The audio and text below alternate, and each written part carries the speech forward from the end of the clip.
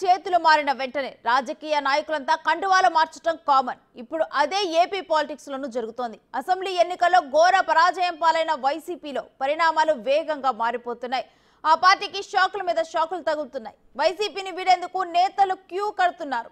ఇప్పటికే పలువురు కీలక నేతలు వైసీపీకి రాజీనామా చేశారు. మరికొందరు అదే బాటలో ఉన్నారు.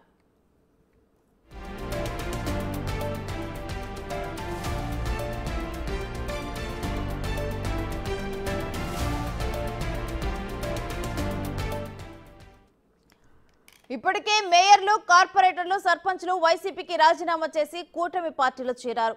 ఇంకొందరు చేరేందుకు సిద్ధమవుతున్నారు. ఈ క్రమంలో సీఎం చంద్రబాబు కీలక వ్యాఖ్యలు చేశారు. తమ పార్టీలో చేరాలంటే నేతలు తప్పకుండా తమ పదవులకు రాజీనామా చేయాల్సిందేనని కండిషన్ పెట్టారు. నేతల వ్యక్తిత్వం ఆధారంగా పార్టీలో చేర్చుకునేది ఉందో లేదో ఆలోచిస్తామన్నారు. దీంతో పార్టీ మారేందుకు సిద్ధమవుతున్న నేతల్లో అలజడి మొదలైంది. ఎవరొచ్చినా రాజీనామా చేసి రమ్మంటున్నాం.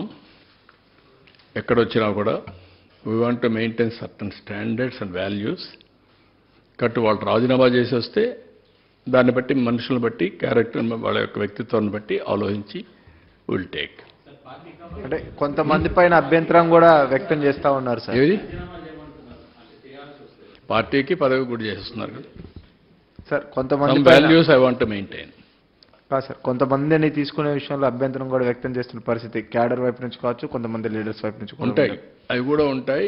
ఓవరాల్గా పార్టీ బలోపేతానికి కానీ జెన్యూనిటీ ఉండేటప్పుడు ఎవరు అవసరమో అవన్నీ కూడా ఎగ్జామిన్ చేస్తాం. ఎవరొచ్చినా రాజీనామా చేసి రమ్మంటున్నాం. ఎక్కడొచ్చినా కూడా we want to maintain certain standards and values. కట్టు వాళ్ళు రాజీనామా చేసి వస్తే దాన్ని బట్టి మనుషులను బట్టి క్యారెక్టర్ వాళ్ళ యొక్క వ్యక్తిత్వాన్ని బట్టి ఆలోచించి విల్ టేక్.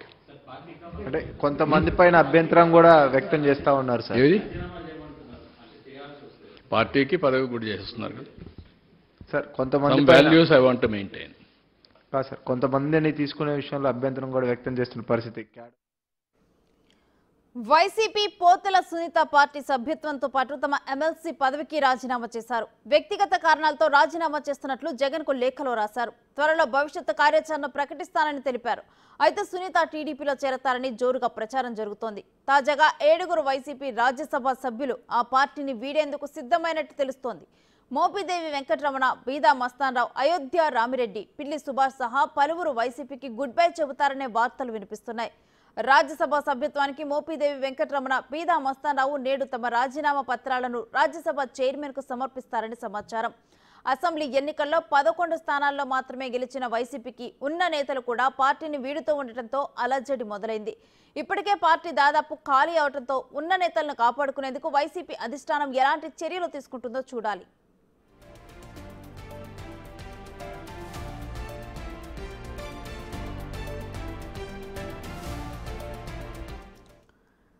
ఇక ఇదే అంశానికి సంబంధించిన డీటెయిల్స్ మా విజయవాడ ప్రతినిధి శివ లైవ్ లో అందిస్తారు.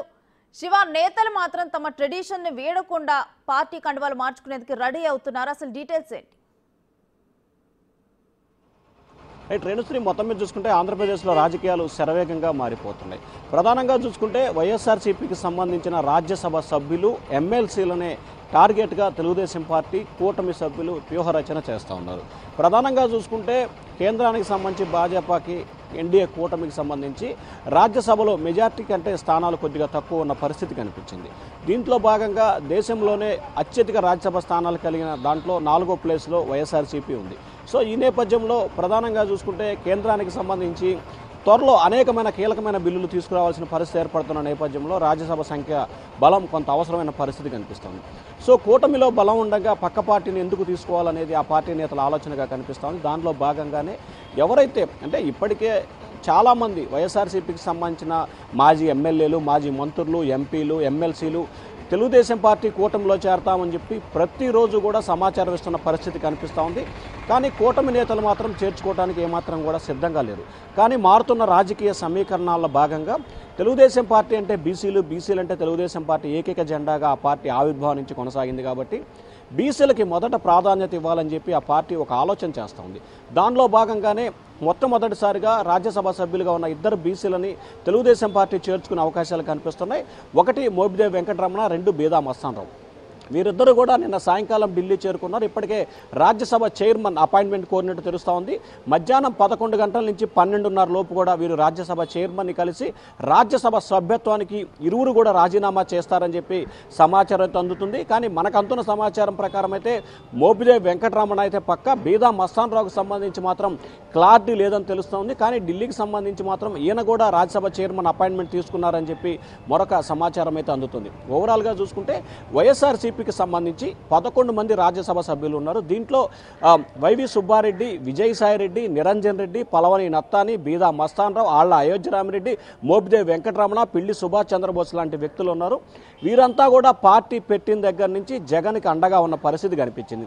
వీరిలో వైవి సుబ్బారెడ్డి, విజయసాయిరెడ్డి తప్ప మిగిలిన వాళ్ళంతా కూడా కూటమిలో చేరేందుకు దాదాపుగా మాటలు అంటే చర్చలు జరిగినట్లు కూడా ప్రాథమికంగా కూడా తెలుస్తూ ఉంది. వీరిలో 4 తెలుగుదేశం పార్టీ వైపు, 3 బీజేపీ వైపు, 1 జనసేన వైపు వెళ్తారని చెప్పి కూడా ప్రస్తుతం అయితే ప్రచారం జరుగుతూ ఉంది. దీనికి అవునా కాదా అనేది వైఎస్ఆర్సీపీకి సంబంధించిన నేతలు ఎవరైతే ఖండించే సాహసం కూడా చేయట్లేదు.